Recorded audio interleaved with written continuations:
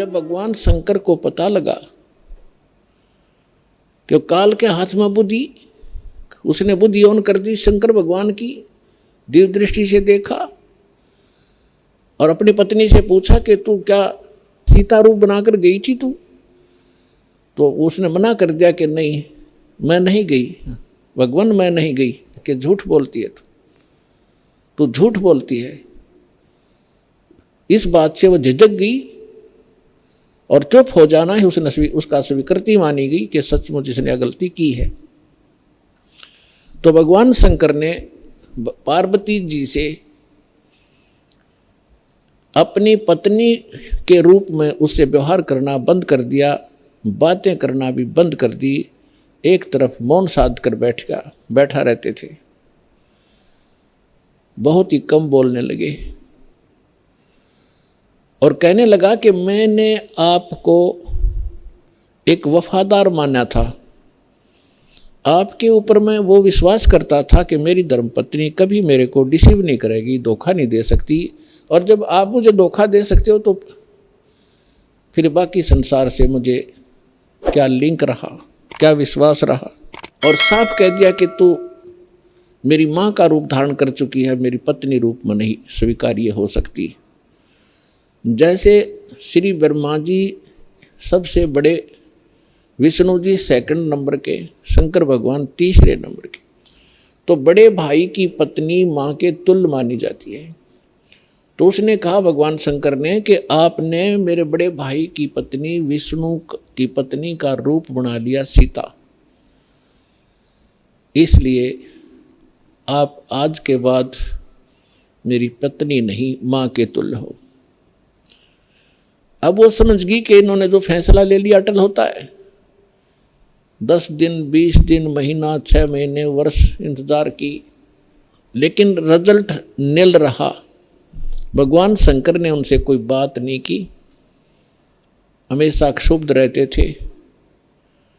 तो पार्वती, अब माँ, लड़की को क्या होता है जब ससुराल के अंदर दुख होता है तो अपने पीहर को जाने की सोचती है, उसका तीसरा विकल्प नहीं होता।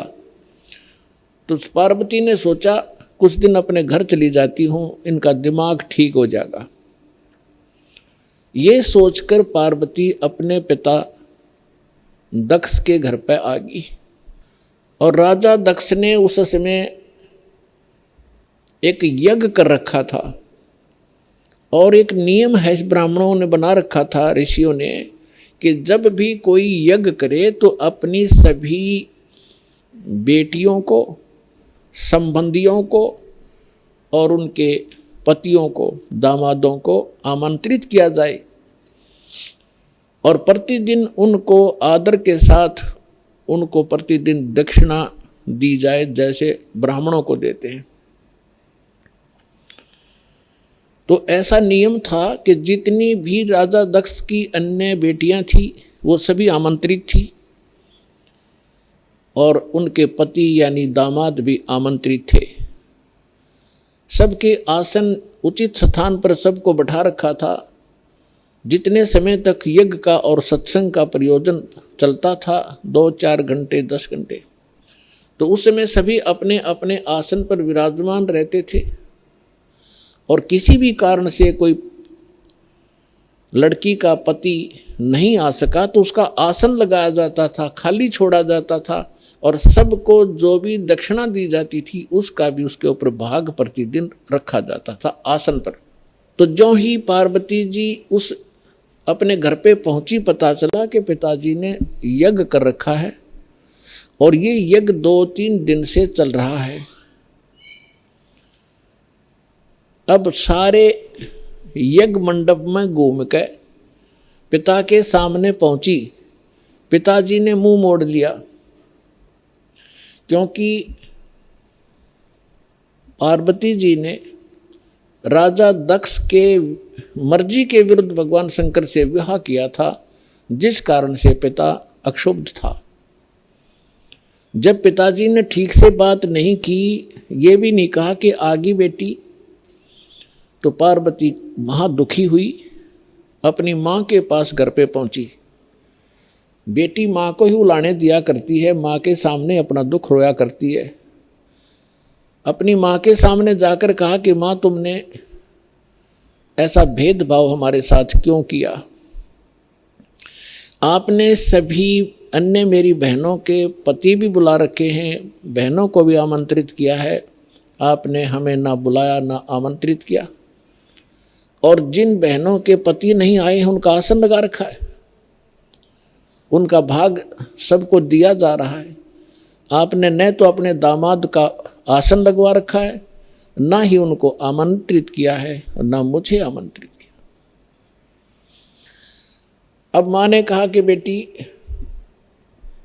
ना तो आप मेरी बात मानती, ना तेरा पिता मानता, तू जाने तेरा बाप जाने, उनसे बात कर। अपनी मर्जी से तूने विवाह किया, जिस कारण से वो दुखी है तेरे से। वो फिर अपने पिता के पास गई और दक्ष से कहा कि पिताजी आपने न तो हमें आमंत्रित किया और न ही आपने अपने दामाद को बुलाया, ना उनका कोई भाग आसन आपने लगा रखा है, ना उनका हिस्सा निकाल रहे हो। तब दक्ष ने कहा कि तू आई किस लिए यहाँ पर, तेरे को किसने आमंत्रित किया था? अपनी मर्जी से विवाह किया था, रह उसके साथ, उस जंगली के साथ रहे। ऐसी बहुत सी बातें बकवास की। तो पार्वती ने देखा कि भगवान शिव अब मुझे स्वीकार करेगा नहीं, घर में मेरा सत्कार नहीं। तो उसी समय एक हवन कुंड बना रखा था, उसमें अच्छे गेर कर 1 क्विंटल लकड़ और गेरे थे, चारों तरफ से डाल रहे थे वह ब्राह्मण ऋषि। घी पूरा बकड़ बड़ा था, पूरी लो लकड़े थी उसमें।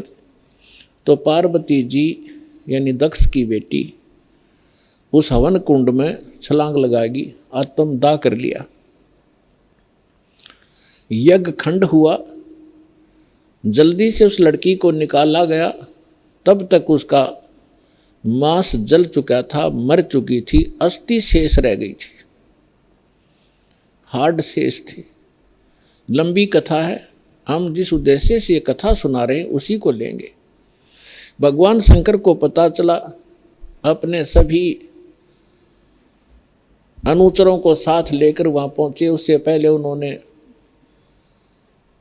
भैरव को भेजा, उसने आकर के वहाँ, बहुत सी लंबी कहानी है। भगवान विष्णु भी विद्वान थे उस यज्ञ में, भगवान ब्रह्मा जी भी विद्वान थे। जब उनको पता चला कि भगवान शंकर अपनी सेना के साथ आ रहे हैं तो ब्रह्मा जी तो पहले भाग गए, विष्णु जी भागने लगे। तब शंकर दक्ष ने कहा कि भगवान मैंने आपकी ही सुरक्षा में ये यज्ञ किया था, आप भी मुझे आपत्ति में छोड़ कर जा रहे हो। तो भगवान विष्णु फिर रुक गए थे, उन्होंने लड़ाई की। लड़ाई में फिर वो काफ़ी परास्त हुए, शतब्द हो गए, फिर भाग गए वह वहाँ से छोड़कर। ये पुराण में वर्णन है, शिव पुराण में। कहने का भाव ये है कि भगवान शिव ने आकर के राजा दक्ष की गर्दन काट दी। अन्य के कहने से फिर उनको दोबारा जीवित किया गया, जैसे कोई बकरा लाकर उसके मुख पर लगा दिए। प्राण की कथा आपने खूब सुन रखी। हम इस विषय पर आएंगे अपनात्मा। जैसे यहाँ फिर एक शंका उत्पन्न हो जाएगी आपको कि भगवान शिव ने राजा दक्ष को जीवित कर दिया और बकरे की गर्दन लगा दी, तो भगवान शंकर में भी तो शक्ति है। पुण्यात्माओं, जैसे धर्मदास जी ने एक बार आदरणीय धर्मदास साहिब जी ने भगवान कबीर परमेश्वर जी से यही प्रश्न किया था कि हे परमात्मा, आप कह रहे हो कि राम और श्री कृष्ण ये समर्थ भगवान नहीं है, यानी विष्णु और शंकर और ब्रह्मा जी। विष्णु जी के अवतार श्री कृष्ण जी आए हुए थे, उन्होंने राजा मोर ध्वज के घर पर एक लीला की थी, जाकर 2 साधु रूप बना के। और राजा मोर ध्वज ने अपने पुत्र ताम्र ध्वज को आरे से चीर दिया था, भगवान श्री कृष्ण जी ने उसको जीवित कर दिया था। आप ये कह रहे हो कि ये सक्षम नहीं है, ये बात मेरे गले उतरती नहीं। तब तो परमात्मा ने उदाहरण दिया था कि पुत्र बात सुन, यहाँ तो मोर ध्वज के पुत्र ताम्र ध्वज को श्री कृष्ण जी ने जीवित कर दिया आरे से 2 फाड़ कर होने के उपरांत, और उसका सगा भांजा सुभद्रा पुत्र अभिमन्यु महाभारत के युद्ध में मारा गया था। पांडवों का कुलनाश हो रहा था, हाहाकार मची थी। श्री कृष्ण रो रहा था, उसकी बहन रो रही थी, 5 पांडव टक्कर मार रहे थे। उस समय अभिमन्यु को जीवित नहीं किया उसने। उस समय कहाँ गई थी उनकी वो सामर्थ्य? तब धर्मदास जी ने कहा था, भगवान इसका उत्तर भी आप ही दे सकते हो, हम तो बस इतने बच्चों जैसे प्रश्न है हमारे, बच्चों जैसी बुद्धि है हमारी। ये भी बात सही है आपकी कि वहाँ क्यों ना जीवित किया उसको। तो परमात्मा ने कहा कि ताम्र ध्वज लड़के की आयु शेष थी, और जिसकी आयु शेष है ये डॉक्टर एक टांग काट कर दूसरी जगह लगा देते हैं, यहाँ की खाल उतारी वहाँ जोड़ देते हैं, ये तो वैज्ञानिक कर देते हैं इस काम को। और जिनकी आयु नहीं रहती है डॉक्टर फेल हो जाते हैं। खुद डॉक्टर हार्ट अटैक का हार्ट का स्पेशलिस्ट डॉक्टर, और हार्ट की बीमारी से ग्रस्त, और हाथ में गोली टेबलेट खा भी नहीं पाया, 1 मिनट में सांस पूरा हो गया। तो भगवान से बड़ा ना कोई विज्ञान है, ना ये छोटे भगवान है। भगवान तो भगवान ही है, वो समर्थ है, सत्य पुरुष है। तब परमात्मा ने बताया कि ताम्र ध्वज की आयु शेष थी, अभिमन्यु की आयु इतनी ही थी, और ये भगवान इतना ही काम कर सकते हैं। आयु शेष थी तो उसकी राजा दक्ष को दूसरे गर्दन जोड़ दी, चल भाई, लेकिन ये सक्षम नहीं है।